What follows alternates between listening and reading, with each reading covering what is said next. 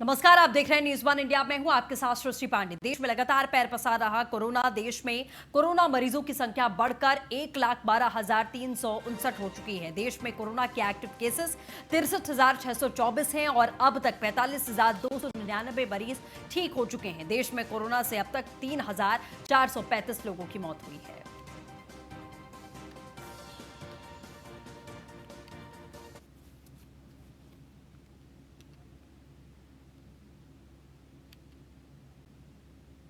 UP में लगातार बढ़ रहा कोरोना का ग्राफ। गौतम बुद्ध नगर में कोरोना के नए 9 केसेस सामने आ चुके हैं। गौतम बुद्ध नगर में मरीजों की संख्या 302 हो चुकी है और गौतम बुद्ध नगर में अब तक 209 कोरोना के मरीज ठीक हुए हैं। गौतम बुद्ध नगर में 88 कोरोना मरीजों का इलाज लगातार जारी है। गौतम बुद्ध नगर में कोरोना से 5 लोगों की मौत हुई है। चित्रकूट में कोरोना के 3 नए केसेस सामने आए हैं। श्रावस्ती में 4 और नए कोरोना के मरीज मिले हैं।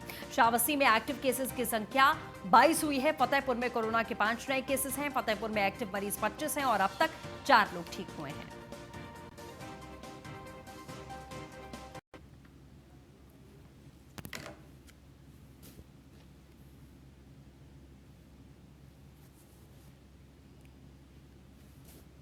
तो श्रावस्ती में 4 और नए केसेस सामने आ चुके हैं और एक्टिव केसेस की बात कर लें तो कुल मिलाकर एक्टिव केस 22 अभी तक पाए गए हैं। फतेहपुर में कोरोना के 5 नए केसेस उजागर हुए हैं। फतेहपुर में एक्टिव मरीज की बात करें तो 25 हैं। अभी तक 4 लोग ठीक हो चुके हैं। सुजीत पटेल अपडेट के साथ बनारस से इस वक्त लाइव जुड़ चुके हैं। सुजीत, बनारस की क्या कुछ स्थिति है अभी, वहां पर आज की ताजा रिपोर्ट क्या है? कि लगातार जो वाराणसी में कोरोना के मरीज मिल रहे हैं पॉजिटिव, कभी 5 मिल रहे हैं, कभी 10 मिल रहे हैं, कभी 14 मिल रहे हैं। लगातार कहीं ना कहीं से जो प्रवासी आ रहे हैं बाहर से, इसके कारण ये कोरोना के मरीज मिल रहे हैं लगातार। जिससे अब यहाँ के शासन की बात की जाए जिला प्रशासन की, तो हाथ पांव फूलने लगे जिस हिसाब से मरीज मिल रहे हैं। और प्रशासन द्वारा अब रोज एक दिन मतलब दुकान खोला जा रहा है, कभी दाहिना क्षेत्र में खोला जा रहा है, कभी बाएं क्षेत्र में। अभी हमें जिलाधिकारी से बात हुई है। जिलाधिकारी का कहना है कि जो ईद के समय जो दुकानें खुलनी थी और नमाज पढ़ने के लिए छोड़ना था, लेकिन उस दिन अब ईद में भी लोगों को दुकानें नहीं खोली जाएगी और नमाज पढ़ने के लिए किसी को बाहर जाने दिया जाएगा। घर में ही रह के लोग नमाज करेंगे, मस्जिद में भीड़ नहीं होने देंगे। जी ठीक है, इसके साथ ही जो गाइडलाइंस केंद्र और राज्य सरकार की तरफ से जारी की गई हैं, अब जैसा आपने कहा कि दुकानें नहीं खुलेंगी, इसका मतलब है ज्यादा फॉलो उन गाइडलाइंस को नहीं किया गया है, क्योंकि कहा गया था कुछ हद तक दुकानों को अब खोलने की परमिशन मिलेगी, लेकिन स्थानीय प्रशासन की भी जिम्मेदारी है अपने ऊपर कि वो खोलते हैं या नहीं। इसको लेकर क्या जानकारी? जी, मतलब कि प्रशासन द्वारा गाइडलाइन जो जारी किया गया है उस गाइड के हिसाब से प्रतिदिन दुकानें खोली जा रही हैं, लेकिन एक दुकान जो होती है वहाँ भीड़ ना हो, उसको देखते हुए जिला प्रशासन द्वारा एक दिन दाहिने साइड की दुकानें पूरी खोली जा रही है और एक दिन बाएं साइड की। और मतलब हफ्ते में 3 दिन मतलब दाहिना साइड खुलेगा और 3 दिन बायां साइड खुलेगा और रविवार को पूरी तरह से दुकानें बंद रहेगी। और दुकानदार जो है, दुकानदारों को भी कहा गया है कि आप मास्क लगा के रहें और मास्क लगा के जो आता है तो उनको सामान देंगे, नहीं तो अर्थात उनको अंदर दुकान में नहीं घुसते देंगे। और सैनिटाइजर रखा जाए और बिना सैनिटाइजर किए हुए किसी दुकान के अंदर नहीं जाने देंगे। मतलब पूरी तरह से व्यवस्था को चाक चौबंद किया गया है। चलिए ठीक है, आप बने रहे हमारे साथ में। एसके बाजपेयी भी लखनऊ से हमारे साथ में जुड़ चुके हैं, उनका रुख करते हैं। एसके, लखनऊ की अगर बात कर ले तो आज की क्या ताजा रिपोर्ट है या ज्यादा जानकारियां हैं? बिल्कुल, हम बात करें आज लखनऊ के लिए थोड़ा सा राहत भरी बात जरूर है, क्योंकि जी। आज लखनऊ में कोई नया केस नहीं आया है। हालांकि अगर हम लखनऊ की बात करें तो 307 अब तक कुल मरीज जिनमें कोरोना की पुष्टि हो चुकी है। 265 उनमें से डिस्चार्ज हो चुके हैं। 76 ऐसे मरीज हैं जो अभी तक भर्ती हैं। अब तक 2 मरीजों की मौत हो चुकी है। जहां तक राजधानी लखनऊ का सवाल है, जब शासन की तरफ से यह निर्देश दिए गए थे कि जो भी लॉकडाउन या हॉटस्पॉट इलाकों से संबंधित निर्णय है वो जिलाधिकारियों के माध्यम से होंगे, तो लखनऊ जिलाधिकारी ने लखनऊ में बहुत सारी रियायतें प्रदान की हैं। हालांकि ये सशर्त हैं, लेकिन फिर भी बहुत सारी छूट हैं। आज से लखनऊ में लगभग सभी दुकानें खोल दी गई हैं। उसमें थोड़े से दिशा निर्देश हैं जो पालन करने होंगे। सबसे बड़ी बात यह है कि मिठाई की दुकानें और सैलून्स को भी खोलने की अनुमति दे दी गई है। हालांकि सैलून में जो व्यक्ति जाएगा उसमें सिर्फ एक ही व्यक्ति अंदर रह सकता है, दूसरे व्यक्ति को अंदर जाने की इजाजत नहीं होगी। मास्क लगाना होगा, बाकी जो दिशा निर्देश हैं वो भी फॉलो करने होंगे। जहां तक मार्केट का सवाल है, मार्केट में एक साइड की दुकानें आज राजधानी लखनऊ में खोली गई हैं जी। और एक साइड की दुकानों को बंद रखने का निर्देश दिया गया है, क्योंकि ये रोटेशन के हिसाब से खोला जाएगा। आज लेफ्ट साइड की दुकानें खुलेंगी तो सेकंड डे राइट साइड की दुकानों को खोला जाएगा। तो इस जी। तरीके से लखनऊ के लगभग सभी मार्केट्स को खोलने के दिशा निर्देश आज जारी कर दिए गए हैं। साथ ही साथ जो साप्ताहिक बाजार हैं उनको लेकर निर्देश दिया गया है कि वो बाजार फिलहाल नहीं खोले जाएंगे और अग्रिम आदेशों तक, जब तक ये कोरोना काल चल रहा है तब तक उन साप्ताहिक बाजारों पर रोक रहेगी। बाकी स्थानों पर सुबह के 7 बजे से लेकर शाम 7 बजे तक लगभग सभी गतिविधियां चल रही हैं, चाहे वो प्राइवेट संस्थान हो या फिर सरकारी संस्थान हो, लगभग सभी से कार्य चल रहा है। क्योंकि राजधानी लखनऊ में कोशिश की जा रही है कि चीजों को सामान्य किया जाए, क्योंकि प्रदेश भर के आला अधिकारी यहीं बैठते हैं और ज्यादातर निर्णय प्रदेश भर के जिलों के लिए यहीं से होते हैं। तो ऐसी स्थिति में लखनऊ के लिए ज्यादा महत्वपूर्ण होता है ऑफिस का खुलना। जी बिल्कुल जाहिर तौर पर जैसा आपने बताया, लेकिन इसमें क्या प्रिकॉशंस जो मानक बताए गए हैं उसका पूरी तरीके से पुख्ता ख्याल रखा जा रहा है, चाहे वे गवर्नमेंट ऑफिसेस हो या फिर प्राइवेट ऑफिसेस हो या दुकान हो, या जो लोग बाहर निकल रहे हैं, आ जा रहे हैं, दुकानों पर जा रहे हैं, उन तमाम मानकों का पालन यहाँ पर करवाया जा रहा है सही तरीके से? इसके बिल्कुल शासन से दिशा निर्देश जारी हुए हैं। लखनऊ जिलाधिकारी ने उसी अकॉर्डिंग में अपनी एडवाइजरी भी जारी की है, जिसमें यह कहा गया है कि एक दुकान पर बिना सर्किल बनाए, मतलब सोशल डिस्टेंसिंग के लिए जो 1 मीटर का सर्किल है उसको बनाकर ही लोग आएंगे, बेवजह वहां भीड़ नहीं लगाएंगे, मास्क लगाना अनिवार्य है। बाकी जो वाहन है जिसमें 2 व्हीलर्स हैं उसमें कोई भी 2 व्यक्ति नहीं चलेगा, सिंगल व्यक्ति ही होगा। हालांकि जो परिवहन के साधन है, चाहे वो ऑटो रिक्शा हो या टैक्सी हो, उनको चलाने की अनुमति अभी फिलहाल जिलाधिकारी के माध्यम से नहीं दी गई है, लेकिन बाकी चीजों की अनुमति जरूर है, लोगों को राहत जरूर है। हालांकि एक आशंका जरूर है कि कोरोना संक्रमण ना फैले, सभी एहतियात बरते जा रहे हैं जो लखनऊ के हॉटस्पॉट इलाके हैं। अगर हम लखनऊ के कुल हॉटस्पॉट इलाकों की बात करें, जो पहले 23 थे, 23 के बाद 19 हुए और 2 हॉटस्पॉट और कम हुए हैं, तो ऐसी स्थिति में आज की डेट में लखनऊ में 17 ठीक है, बिल्कुल है। इसके अपने हमारे साथ में हमारे साथ आलोक मालवीय भी प्रयागराज से जुड़ चुके हैं, उनका भी करेंगे, लेकिन उससे पहले सुजीत से एक आखिरी सवाल। सुजीत, कम से कम 50 ट्रेनें पहुंची हैं प्रवासी मजदूरों को लेकर, क्या उनको क्वारंटाइन करने के लिए और टेस्टिंग के लिए पर्याप्त सुविधाएं बनारस में मुहैया करवाई जा रही है प्रशासन से?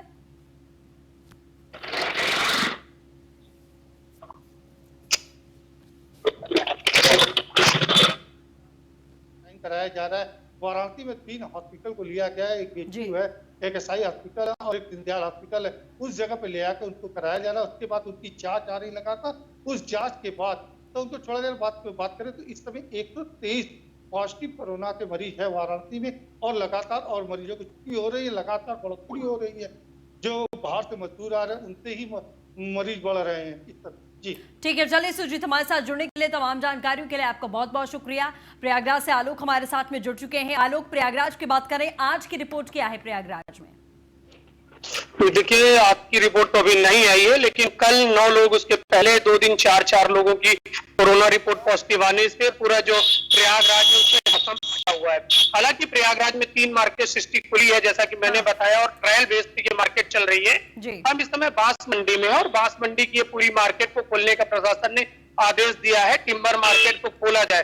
तो ये जो मार्केट है ये पूरी खोली गई है और इस मार्केट में जो आवागमन है वो भी सुचारू रूप से चल रहा है। हालांकि सोशल डिस्टेंसिंग का विशेष ख्याल इस मार्केट में रखा जा रहा है। जो भी दुकानें उनके बाहर सैनिटाइजिंग की व्यवस्थाएं की गई है। व्यवस्थाएं करने के साथ ही जो भी लोग आ रहे हैं उनका सोशल डिस्टेंसिंग का भी ख्याल किया जा रहा है। इसके साथ ही ये मार्केट पूरी सुचारू रूप से चल रही है और जो 3 मार्केटों को खोला गया है वो भी चल रही है। हालांकि 2 दिन बाद ईद है और ईद की वजह से जो खरीदार है वो अपने अपने घरों से निकलकर इन तीनों मार्केटों में जा रहे हैं, जिसको लेकर प्रशासन काफी अलर्ट है। हालांकि आज जो कोतवाली इलाका है उस कोतवाली इलाके में विशेष सैनिटाइजिंग की व्यवस्था की गई है, जिसकी मेयर ने कमान संभाली। इसके अलावा जो स्थानीय पार्षद नेम यादव है उन्होंने खुद सैनिटाइजेशन का काम अपने हाथों से किया है। तो कुल मिलाकर जो गंगा जमुनी तहजीब है उसका भी मुजाहरा प्रयागराज में देखने को मिल रहा है।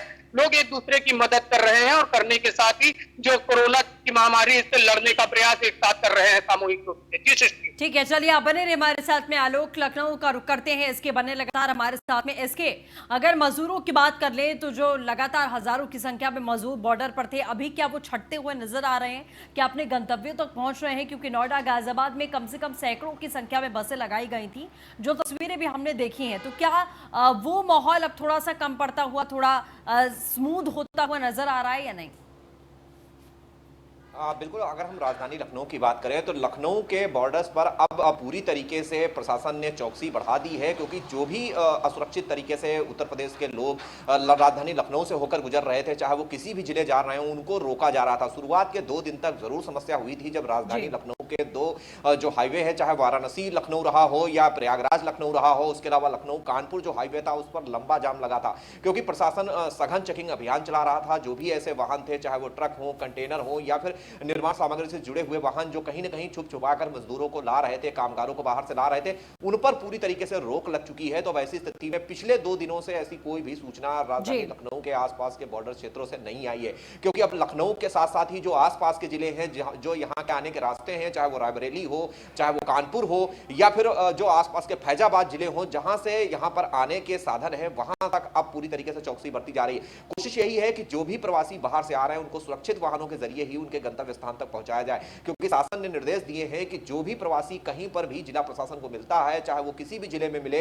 तत्काल उसको क्वारंटाइन कराएं। क्वारंटाइन कराने के बाद उसकी स्क्रीनिंग करें, उसके बाद संबंधित जिले में जाने के लिए जो सरकार। ठीक है, चलिए इसके आप बने रहे हमारे साथ में। गाजियाबाद से शिवम गौतम भी हमारे साथ में लाइव जुड़ चुके हैं। शिवम, गाजियाबाद की क्या अपडेट है आज की? देखिए, गाजियाबाद में सबसे बड़ी अपडेट गाजियाबाद की है कि गाजियाबाद जो ऑरेंज जोन में था वो अब रेड जोन में पहुंच चुका है। और अगर आंकड़े की बात करें तो गाजियाबाद में 196 जो पूरे केसेस हैं, उनमें से 33 केस अभी भी पॉजिटिव हैं और बाकी केस डिस्चार्ज होकर घर जा चुके हैं। हालांकि केस काफी संवेदनशील बने हुए हैं, क्योंकि प्रशासन में हड़कंप मचा हुआ। जिस तरीके से लगातार केसेस बढ़ते जा रहे हैं, कल भी 4 केसेस बढ़े, उसके बाद अभी भी प्रशासन में हड़कंप मचा हुआ। और वहीं गाजियाबाद ऑरेंज जोन से रेड जोन में घोषित होने के बाद कहीं ना कहीं जिला प्रशासन में स्वास्थ्य विभाग में हड़कंप मचा हुआ है। हालांकि लॉकडाउन 4 में जो मिलने वाली छूट थी गाजियाबाद में, वो अभी तक क्लियर नहीं हो पाए किस तरीके की छूट होगी, क्योंकि कल जिला अधिकारी ने व्यापारियों के साथ बैठक करी थी किस तरीके से बाजार खोलना है। हालांकि 22 तारीख को यानी कल तय हो पाएगा किस तरीके से बाजार खुलेंगे। हालांकि रेड जोन में भी घोषित हो चुका है गाजियाबाद, तो कहीं ना कहीं इस और खासा ध्यान रखना पड़ेगा कि आखिर किस किस इलाके में छूट दी जाए, क्योंकि रेड जोन में आना कहीं ना कहीं जिला प्रशासन और स्वास्थ्य विभाग में एक बड़ी चुनौती बना हुआ है, जिस तरीके से गाजियाबाद में कोरोना के केस लगातार बढ़ रहे हैं। बिल्कुल जाहिर तौर पर शिवम, जैसा आपने बताया कि रेड जोन में ये तब्दील हो चुका है। और रियायतों की अगर बात कर ले तो क्या सरकारी दफ्तर की बात हो या प्राइवेट ऑफिसर्स की बात हो, कहा गया कि 100% स्टाफ के साथ में आप यहाँ लगातार काम कर सकते हैं। तो ये तमाम चुनौतियां प्रशासन के सामने है कि ऊपर से तो आदेश आ चुका है, केंद्र और राज्य दोनों की तरफ से गाइडलाइन आ चुकी हैं, लेकिन क्या अब जिला प्रशासन असमंजस की स्थिति में है कि चूंकि गाजियाबाद रेड जोन में आ चुका है तो गाइडलाइंस को कैसे आपको फॉलो करवाना है, ये कहीं ना कहीं बड़ी समस्या आन पड़ी है? देखिए, सबसे बड़ी चुनौती बनी हुई है जिस तरीके से लॉकडाउन 4 18 तारीख से शुरू हो चुका था और 3 दिन बीत चुके हैं, उसके बावजूद जो अब तक लॉकडाउन 4 में जो छूट मिलनी थी वो गाजियाबाद को नहीं मिली। हालांकि कल जो गाजियाबाद को रेड जोन में घोषित हुआ तो कहीं ना कहीं जिला प्रशासन के लिए एक बड़ी चुनौती इसलिए बन गया कि आखिर जो छूट देनी थी उसे किस तरीके से छूट दी जाए, क्योंकि लॉकडाउन 4 में दुकानें खोलने को कहा गया था, बाजारें खोलने को कहा गया था। ऐसे में व्यापारी के साथ बैठक भी की गई और ये तय किया गया था कि एक दिन एक तरफ की मार्केट खुलेगी और एक दिन एक तरफ की, यानी कि जितना भी ट्रैफिक जो होगा वो कहीं ना कहीं बना रहे और सोशल डिस्टेंसिंग का विधान रहे। पर कहीं ना कहीं रेड जोन में आने के बाद एक बड़ी चुनौती बन गई है कि आखिर जो छूट मिली थी अब उसे किस तरीके से रखें, क्योंकि हालांकि जो छूट मिली है उसमें लोग अभी भी बिना वजह सड़कों पर निकल रहे हैं, सोशल डिस्टेंसिंग का ध्यान नहीं रहे। तो कहीं ना कहीं चुनौती बनी हुई है कि आखिर जो कल चुनौती जिला प्रशासन डिक्लेयर करेगा किस तरीके के छुट्टी मिलेगी। चलिए ठीक है शिवम, आप लगातार नजर बनाए रखिएगा, हम आपसे अपडेट लेते रहेंगे। फिलहाल के लिए आपका बहुत बहुत शुक्रिया।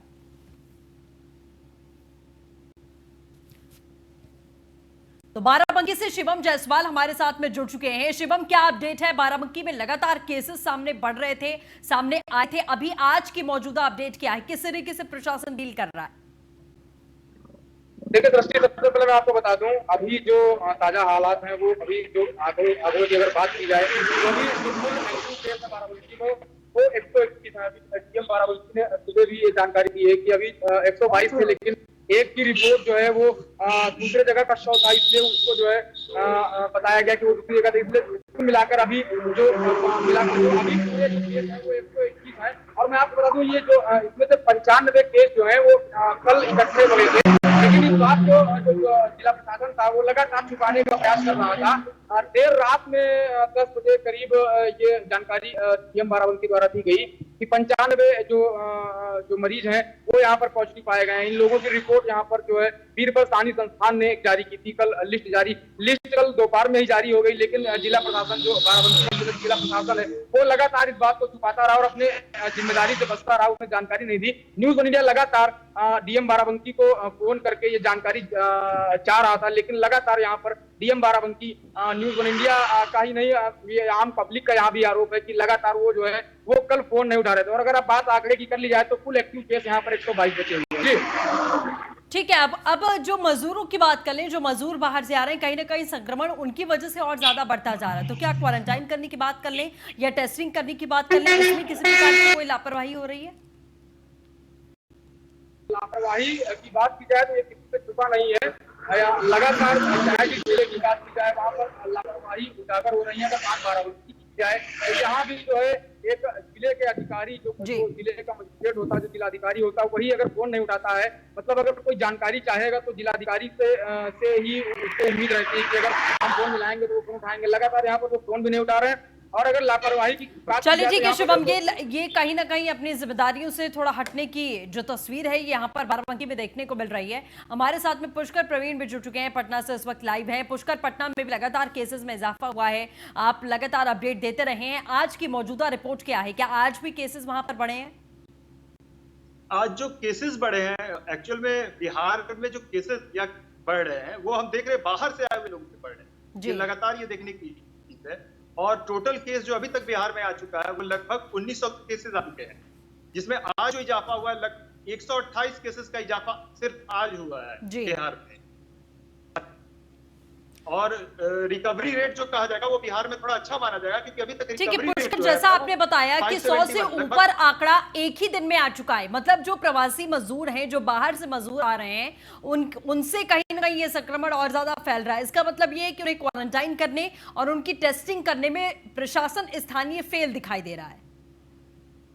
स्थानीय प्रशासन को इसमें अगर देखा जाए तो टेस्टिंग किट की कमी शुरू से होकर आ रही है कि टेस्टिंग किट की कमी है, लेकिन फिर भी जांच में इधर देखने को जो मिला है कि जांच में तेजी की गई है, खास करके प्रवासी मजदूरों को आने के बाद। टेस्टिंग का जो एक्चुअल में क्या है कि टेस्टिंग का केसेस इतना जा रहा है कि बिहार में रिपोर्ट मिलने में लेट आ रहा है। हाँ। ये सबसे बड़ी बात हो रही है। और एकाएक जो केसेस जो प्रवासी मजदूर बाहर से आ गए हैं तो सबका सैंपलिंग अब सबका भेजा जा रहा है। ठीक है, और पुष्कर, क्वारंटाइन कैसे किया गया है इन तमाम मजदूरों को? क्या आपने घर पर ही होम क्वारंटाइन किया गया है या अलग से क्वारंटाइन सेंटर्स बनाए गए हैं? बिहार में कई जिलों में मैं खुद भी घूमा और देखा कि क्वारंटाइन सेंटर तो बना ही गए हैं, और खास करके छोटे जो जिले हैं, 2-3 छोटे जिले हैं, वहां पर अच्छी व्यवस्था भी देखने को मिली है। जैसे मैं आज अरवल जिले में गया, वहां पर बहुत बेहतर व्यवस्था थी। मैं गया जिले में गया, वहां भी बेहतर व्यवस्था थी। कुछ प्रखंड लेवल पे अच्छे काम किए गए। तो क्वारंटाइन सेंटर में ये बोल सकते हैं कि कुछ जगहों पर तो बहुत अच्छी तस्वीर देखने को मिल रही है, और कुछ जिलों में हम देखते हैं कि तस्वीर वही पुरानी वाली तस्वीर देखने को मिल रही है। ठीक है, इसके का रुख करते हैं आप। एसके, जिस तरीके से प्रधानमंत्री ने इस बात पर फोकस किया था कि गांवों में नहीं पहुंचना चाहिए बिल्कुल भी ये संक्रमण, लेकिन जो प्रवासी मजदूर उत्तर प्रदेश में आ रहे हैं, कई ऐसे इलाके हैं जहां एक साथ 40-50 केसेस उभर कर सामने आ रहे हैं धीरे धीरे करके, और वो अधिकतर लोग जो हैं बाहर से बिलोंग करते हैं। कोई महाराष्ट्र से आया है, कोई मध्य प्रदेश से आया, पंजाब से आया, हरियाणा से आया। मतलब आखिरकार ये संक्रमण एंटर तो अब गांवों में कर ही रहा है। कैसे इससे रोका जाएगा, बचा जाएगा, या कहीं पर कोई लूपहोल्स रह गए हैं जिसकी वजह से ये चीजें सामने नहीं आ पाई? बिल्कुल निश्चित तौर पर बड़ा सवाल जरूर है, क्योंकि अगर हम उत्तर प्रदेश की बात करें तो बड़ा प्रदेश है, बड़ी पॉपुलेशन है, 30 करोड़ के करीब में पॉपुलेशन उत्तर प्रदेश में रहती है। तो ऐसी स्थिति में जब लगातार प्रवासी बाहर से आ रहे हैं, जहाँ उत्तर प्रदेश पहले अपने यहाँ के लोगों को लगातार कोशिश कर रहा था इस महामारी से लड़ने की, इस महामारी पर काबू पाने की, उस पर बहुत हद तक सफलता भी मिली। लेकिन अब जब लगातार प्रवासी उत्तर प्रदेश वापस लौट रहे हैं, करीब 16 लाख से ज्यादा लोग अब तक उत्तर प्रदेश वापस आ चुके हैं, तो ऐसी स्थिति में कहीं ना कहीं प्रशासन के लिए बड़ी परेशानी का सबब जरूर है। हालांकि शासन की तरफ से जो निर्देश जारी किए गए उनमें साफ कहा गया है कि कोई भी व्यक्ति अपने साधन से वापस नहीं आएगा, और जो गांव है वहां पर निगरानी समितियां बनाई गई हैं, जिसमें जो भी ग्राम प्रधान हैं या सरपंच हैं उनको उसमें रखा गया है कि अगर कोई भी व्यक्ति बाहर से आता है तो ऐसी स्थिति में तत्काल संबंधित प्रशासनिक अधिकारी को वो सूचित करेंगे। और साथ ही साथ जो प्रशासन के जरिए से लोग आएंगे उनको सीधे होम क्वारंटाइन में नहीं भेजा जाएगा, उनको पहले इंस्टीट्यूशनल क्वारंटाइन में रखा जाएगा, जहां पर उनकी स्क्रीनिंग और बाकी के टेस्ट होंगे। अगर वो जब पूरे नॉर्मल पाए जाते हैं तो ऐसी स्थिति में उनको अग्रिम आदेश के बाद में उनको उनके होम क्वारंटाइन में भेज दिया जाएगा, लेकिन 14 दिन तक होम क्वारंटाइन रहना अनिवार्य है। और जो ऐसे लोग हैं जिनके घर में होम क्वारंटाइन होने की सुविधा नहीं है तो उनको इंस्टीट्यूशनल में ही रखा जाएगा। तो हम कहें शासन प्रशासन की तरफ से पूरी कोशिशें की गई हैं। 15 से 25,000 तक के क्वारंटीन सेंटर्स बनाए गए हैं सभी जिलों पर, जो उत्तर प्रदेश के सभी 75 जिले हैं। तो कोशिश यही है कि जो भी व्यक्ति बाहर से आ रहे हैं उनको उन्हीं क्वारंटीन सेंटर्स में रखा जाए और 14 दिन का पीरियड पूरा करने के बाद ही उनको होम क्वारंटाइन में भेजा जाए। तो कहीं ना कहीं कोशिश जरूर है प्रशासन, उनको चाहे आर्थिक तौर पर हो या फिर खाद्य और राशन उपलब्ध कराने की बात हो या उनके जांच करने की बात हो, तो लगातार कोशिशें हो रही हैं। लेकिन कहीं ना कहीं बड़े पैमाने पर लोग वापस आए हैं, जिसकी वजह से कहीं ना कहीं पिछले 3 से 4 दिनों में आंकड़ा जरूर बढ़ा है। अगर हम 2 दिन के आंकड़ों पर नजर डालें तो करीब 400 एक्टिव मरीज उत्तर प्रदेश में बढ़ गए, जो अभी 2 दिन पहले तक 1700 के करीब में पहुंच गए थे, अब वो करीब 2150 हैं। तो कहीं ना कहीं मरीज जरूर बढ़े हैं। तो निश्चित तौर पर जो लोग बाहर से आ रहे हैं उनके साथ कोरोना भी उत्तर प्रदेश आ रहा है। तो ये जरूरी है कि जो लोग आ रहे हैं, जो निगरानी समितियां बनी हैं, जो क्वारंटीन सेंटर्स बने हैं, जो दिशा निर्देश जारी हुए हैं, कहीं ना कहीं उनका फॉलो सभी करें और इसका सख्ती से पालन होना चाहिए। क्योंकि एक गलती, ठीक है, बिल्कुल इसके आप बने रहिए। बिल्कुल सही बात है कि एक गलती हमारे ऊपर बहुत ज्यादा भारी पड़ सकती है। पुष्कर, लोगों का सहयोग कैसे मिल रहा है? जिस तरीके से लॉकडाउन 4 में छूट का ऐलान किया गया है और तमाम तरीके की रियायतें भी दी गई हैं, उसमें लोग इस बात का कैसे फायदा उठा रहे हैं?